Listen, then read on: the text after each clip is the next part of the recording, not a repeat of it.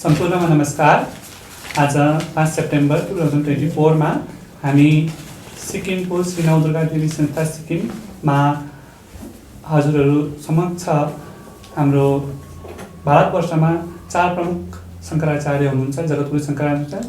तीमध्ये बद्रीनाथ ज्योति मठको श्री स्वामी जगद्गुरु स्वामी अभिमुक्तेश्वरानन्द सरस्वती जी महाराजको प्रतिनिधित्व गरेर ब्रह्मचारी मुकुन्दानन्दजी सिक्किम आउनु भएको छ र आगामी 25 सेप्टेम्बर 2024 को दिन उहाँ हाम्रो जगद्गुरु शङ्कराचार्यजी हाम्रो सिक्किममा आउनुहुँदैछ र किन आउनुहुँदैछ, के कारणले आउनुहुँदैछ र उहाँको आउने कारण के हो, उद्देश्य के हो, त्यो लिएर उहाँले आजको यो प्रेस वार्ता गर्नुहुँदैछ।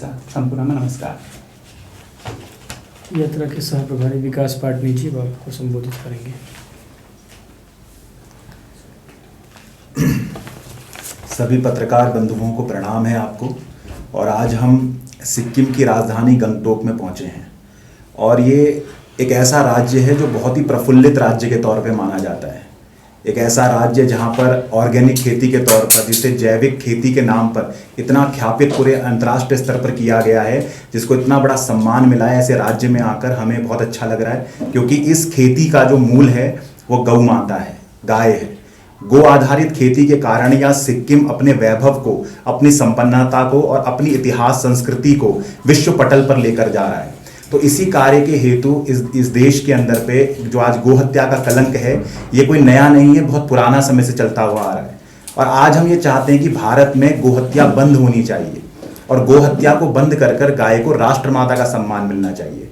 हमारा जो देश है, जो पूरा भारत, जो एक भारत है, इसकी जो संकल्पना शुरू होती है 1857 की जो क्रांति आंदोलन कहा जाता है मंगल पांडे जी का, जो सभी जानते हैं, उसमें एक गोली चलाई गई थी। और गोली चलाने का कारण मेजर ह्यूसन की छाती में यही था कि गाय के चर्म का उपयोग हमें अपने मुंह से करना पड़ रहा था।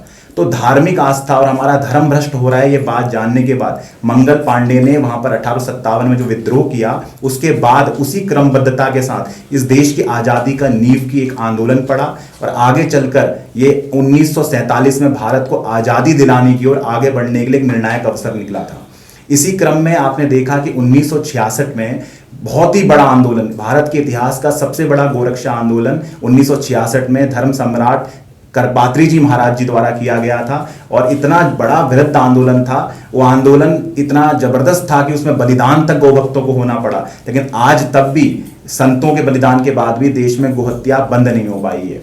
इस दर्द के कारण ही इस देश में इस आंदोलन को जीवंत रखने के लिए पूज्य उत्तराखंड के हमारे गोपाल मणि जी महाराज जी गुरु जी ने इसको जीवंत रखा और चारों पीठों के आमनाए शंकराचार्यों के चरणों में दंडवत करके उनका आशीर्वाद प्राप्त कर कर उनके चरणों पर इस अभियान को समर्पित किया। और इसी क्रम में ज्योतिष पीठ के शंकराचार्य पूज्य अभिमुक्तेश्वरानंद जी महाराज जी, जो उत्तराखंड ज्योतिर्मठ के शंकराचार्य हैं, बद्रीनाथ के शंकराचार्य हैं, उनके द्वारा संपूर्ण भारत में गौ माता को राष्ट्रमाता का सम्मान दिलाने के लिए cow to declare cow as mother of the nation, इसके लिए साथ में गोहत्या बंदी के लिए, और गाय को पशु हम नहीं मानते। जो हमारी भारतीय संस्कृति है, जो हम हिंदू संस्कृति के लोग हैं, हम गाय को पशु का संबोधन नहीं देते। हमारे वेद पुराण उपनिषद शास्त्रों में गाय को माता का सम्मान दिया गया है। अतः हम चाहते हैं संवैधानिक तौर पर भारत की सरकार भी और भारत का संविधान भी गाय को माता का सम्मान दे, इसलिए उसको पशु की सूची से हटाकर उसको माता की सूची में डाला जाए और ये राज्य का विषय ना होकर अब ये केंद्र का विषय बने, सेंट्रल गवर्नमेंट का विषय बने। इस क्रम को लेकर हम आज यहाँ पर पहुंचे हैं। इसी क्रम के आधार पर गोध्वज स्थापना एक भारत यात्रा पूरे देश में चलाई जा रही है। और जो गोध्वज स्थापना भारत यात्रा है, इसका बड़ा ही बड़ा महत्व है, क्योंकि 33 दिन के अंदर शंकराचार्य महाभाग 33 प्रदेशों की राजधानियों में आएंगे और वहां पर एक गोध्वज की स्थापना करेंगे। एक गो महासभा वहां पर करी जाएगी और इस गो महासभा के बाद में पूरे भारत को एक सूत्र में पिरोने के लिए, जैसे आदि गुरु शंकराचार्य परंपरा ने, जो हमारे आदि गुरु शंकराचार्य भगवान थे, उन्होंने पूरे भारत को, अखंड भारत को एक किया था, हिंदुओं को एक किया था, सनातन को एक किया था। उसी आधार पर गाय के विषय पर आद्य गुरु शंकराचार्य पूज्य स्वामी अभिमुक्तेश्वरानंद जी महाराज पूरे भारत को गाय की रक्षा के लिए, गौ की प्रतिष्ठा के लिए एक कर रहे हैं।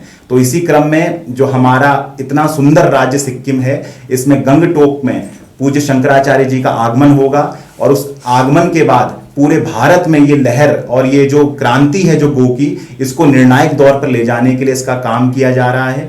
यही सब हमें आप सभी से निवेदन भी करना है कि सिक्किम की जो हमारी संभ्रांत जनता है, यहाँ के जो निवासी हैं, यहाँ की जो परंपरा है, यहाँ की जो संस्कृति है, यहाँ की अगर हम देखा जाए किसी भी तौर पे, जैसे हम अब जब गुरु गोरखनाथ जी की बात करते हैं, हम जब गुरु गोरखनाथ की परंपरा में देखते हैं हमारे गुरु जी की, तो उनका तो मठ ही का नाम गोरक्षा के लिए है। हर परंपरा में, हर जगह पर, हर संस्कृति में यह आत्मार्पित होता दिखाई देता है। तो हम यही निवेदन करते हैं कि यहाँ के लोग इस अभियान से जुड़ें और शंकराचार्य महाभाग का जो आगमन हो रहा है 33 दिन में ऐसी ऐतिहासिक यात्रा का, इसमें सभी सनातनी बाहर आएं, इसमें जुड़ें और पूरे मन क्रम के साथ पूरे भारत में एकीकरण को दिखाएं और गौ माता की हत्या का इस कलंक को मिटाकर हम देश में गौ माता को राष्ट्र माता का सम्मान दिलाएं और अपने सम्मान के साथ हमारे जो जप तप पूजा पाठ हैं, हमारा पुण्य जो संकल्पित होता है, हम उसे भी प्राप्त करेंगे। और जैसे सिक्किम आज गोरक्षा के कारण, गोबर आधारित खेती के कारण इतना ज्यादा पूरी दुनिया में पॉपुलर हो सकता है, उसको इतना महात्म्य मिल सकता है, तो यही पूरे भारत के साथ हो सकता है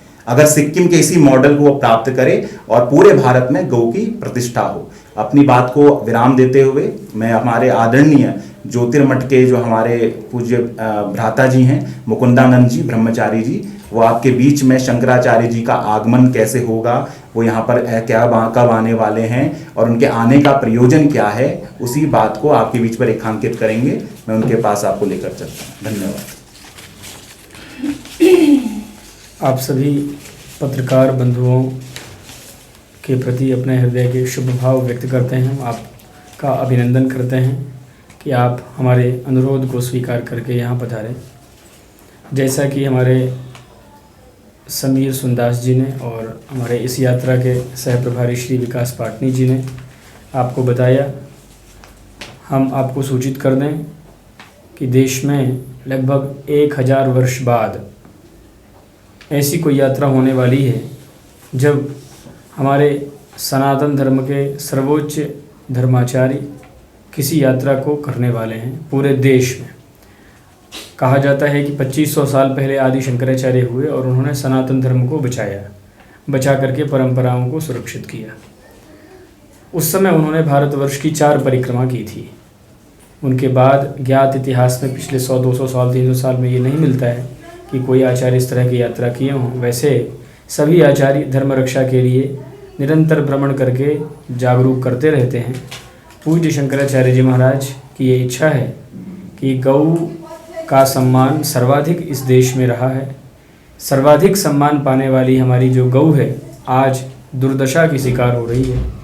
जब हमारा देश स्वतंत्र हुआ उस समय गौ माता की संख्या 70 करोड़ से अधिक थी, हमारी संख्या 35 करोड़ थी सन 1945 में। और आज जब 75 वर्ष बीत गया गौ देश को स्वतंत्र हुए तो हमारी संख्या 150 करोड़ हो गई और गाय की संख्या घट करके मात्र 17 करोड़ 2011 में थी। प्रतिदिन कई हज़ार की संख्या में गाय को काटा जा रहा है। हम लोग सरकार से ये अनुरोध करना चाहते हैं कि गौ हत्या बंद हो, क्योंकि गाय को वेदों ने, शास्त्रों ने, पुराणों ने माता का सम्मान दिया है। कहा है गावो विश्वस्य मातरः, गाय माँ है। गाय की सुरक्षा ही धर्म की सुरक्षा है। ये जो पृथ्वी है, जैसे हम यदि यहाँ बैठे हैं तो हमारे नीचे कुर्सी है, कुर्सी के नीचे ये टेबल है, उसके नीचे ये छत है, इस छत के नीचे अलग अलग पिलर हैं जिसके ऊपर ये आधारित है। तो ये जो धरती है इसके नीचे भी कुछ आधार है जिसके ऊपर ये धरती टिकी है। तो जो सप्त आधार हैं उनमें सबसे महत्वपूर्ण और सबसे पूर्ण आधार गौ माता है। इसीलिए गाय यदि बची रहेगी तो हमारा देश, हमारी प्रकृति, हमारी नदियाँ, हमारे वृक्ष, हमारा पर्यावरण बचा रहेगा, हमारे देवताओं को हव्य कव्य प्राप्त होता रहेगा। और यदि गाय समाप्त हो गई तो देवताओं को उनका पदार्थ भी नहीं मिलेगा। ऐसे कई दृष्टिकोण हैं। इन सब दृष्टिकोण से हम लोग चाहते हैं कि गौ हत्या बंद हो। उसी के क्रम में ज्योतिषपीठ के जगतगुरु शंकराचार्य जी महाराज आगामी 25 सितंबर 2024 को सिक्किम की राजधानी गंगटोक में पधारेंगे। यहाँ पर आकर के यहाँ के लोगों से संवाद करेंगे, एक ध्वज की स्थापना करेंगे। ध्वज हमारे यहाँ का प्रतीक है। हमारे यहाँ हर मंदिरों में हम ध्वज लगाते हैं, जिससे ये मान्यता होती है कि हमारी संस्कृति हमारे मंदिरों में, हमारे स्थान में सुरक्षित है। गौ ध्वज लगाने के पीछे हमारा उद्देश्य है, हम सबसे ये अनुरोध करना चाहते हैं कि गाय को मत मारिए।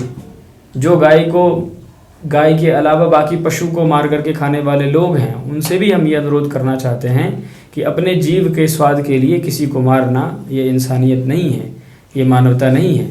मानवता ये है कि हम अपने आप को सही रखें और इसके लिए किसी को मार के खा जाए, किसी भी पशु को, तो ये मानवता की श्रेणी में नहीं आएगी। और गाय हम सबकी माँ है, गाय की सुरक्षा होनी चाहिए, गौहत्या बंद होनी चाहिए। और इस बात का बिल्कुल पूर्वोत्तर भारत के इस गंगटोक से पूरे विश्व को संदेश जाएगा, ऐसी हम लोग आशा करते हैं। शंकराचार्य जी महाराज के इस कार्यक्रम में आप पत्रकार बंधुओं का विशेष सहयोग मिले, ऐसी हमारी आपसे उम्मीद है।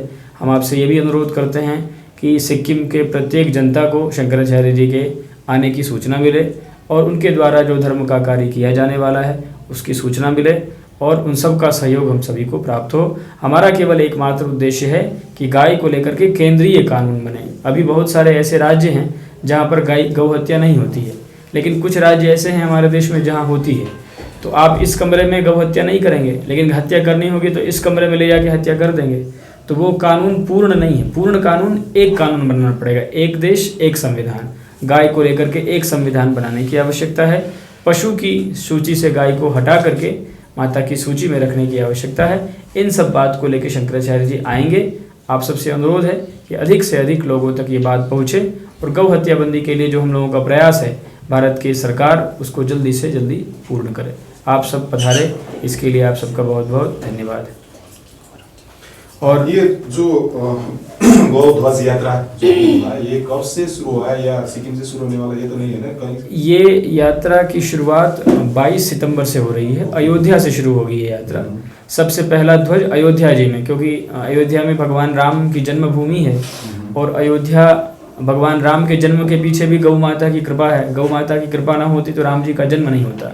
और हमारे यहाँ ये कहानी है कि राम जी हों चाहे कृष्ण जी हों, वो जन्म लेते ही हैं गौ के संरक्षण के लिए। जन्म लेने के बाद भी गाय चराते हैं वो। इसका मतलब वो ये बताते हैं कि तुम्हारे जीवन में सर्वाधिक महत्वपूर्ण गौवंश है, उसका संरक्षण करना। तो हम लोग अयोध्या जी से 22 तारीख को यात्रा शुरू करेंगे। अयोध्या से हम लोग सबसे पहले उत्तर प्रदेश की कैपिटल लखनऊ में जाएंगे, फिर हम लोग बिहार के कैपिटल पटना में आएंगे, फिर हम लोग उसके बाद हम लोग सिक्किम आएंगे गंगटोक, फिर हम लोग यहाँ से असम दिसपुर जाएंगे, उसके बाद हम लोग अरुणाचल प्रदेश ईटानगर जाएंगे, अरुणाचल प्रदेश के ईटानगर में, फिर हम लोग नागालैंड के कोहिमा में जाएंगे, उस नागालैंड के बाद हम लोग फिर मणिपुर के इम्फाल में जाएंगे, फिर मिजोरम। ऐसे करते करते हम लोग हर राज्य की राजधानी में जाएंगे, वहाँ जाकर के गौध्वज स्थापित करेंगे। वहाँ जो इस तरह की बात को समझते हैं उनको संदेश देंगे और प्रेस को ब्रीफ करते हुए अपना संदेश देते हुए शंकराचार्य जी आगे की ओर बढ़ते जाएंगे।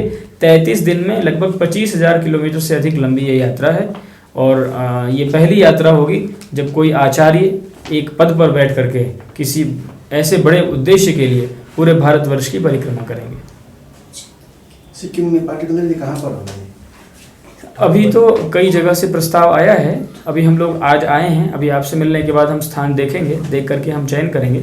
चयन करने के बाद हमारे तरफ से कार्य को करने के लिए यहाँ पर हमारे श्री गौरव जी रहेंगे, यहाँ पे सिक्किम में ही रहेंगे अगले 20-25 दिन तक, यहाँ की तैयारी में लगेंगे। गौरव जी हैं, हमारे समीर सुंदास जी जो यहाँ के हमारे प्रतिनिधि हैं, और आप सुभाष दाहाल जी हैं। तो आप सबसे अभी हमारी चर्चा होगी, आप सब लोग मिल करके अभी हमको दिखाएंगे। तो जो स्थान हम लोग निर्धारित करेंगे उसी स्थान पर ये समायोजन होगा। शंकराचार्य जी सिर्फ एक दिन रहेंगे? शंकराचार्य जी केवल 3 घंटे रहेंगे हर कैपिटल में, क्योंकि उनको बाई कार ट्रेवल करना है, तो उनको 3 घंटे में ही सब कार्यक्रम करके फिर अगले प्रदेश के लिए निकल जाना होगा। तो वो 12 से 3 का टाइम हम लोग रखते हैं। लगभग 11 बजे के करीब शंकराचार्य जी आ जाएंगे, 2 बजे तक कार्यक्रम हमारा पूरा हो जाएगा, फिर 3 बजे वो अगले प्रदेश की राजधानी की तरफ निकल पड़ेंगे। उनके गंगटोक यात्रा को लेकर सिक्किम सरकार से कोई बात हुई है या मुख्यमंत्री उस कार्यक्रम में मतलब हम लोग मुख्यमंत्री जी से रिक्वेस्ट करेंगे और जो राज्यपाल महोदय हैं उनसे भी रिक्वेस्ट करेंगे। हम लोगों ने औपचारिक पत्र माननीय प्रधानमंत्री जी को, माननीय गृह मंत्री जी को भेज दिया है। प्रदेश की जो सरकार है उनको भी हम लोग औपचारिक पत्र जो हमारा मठ है उसके द्वारा हम भेजेंगे और हम उम्मीद करते हैं कि वो हमारा सहयोग करेंगे, वो हमारे इस काम में हमारा साथ देंगे।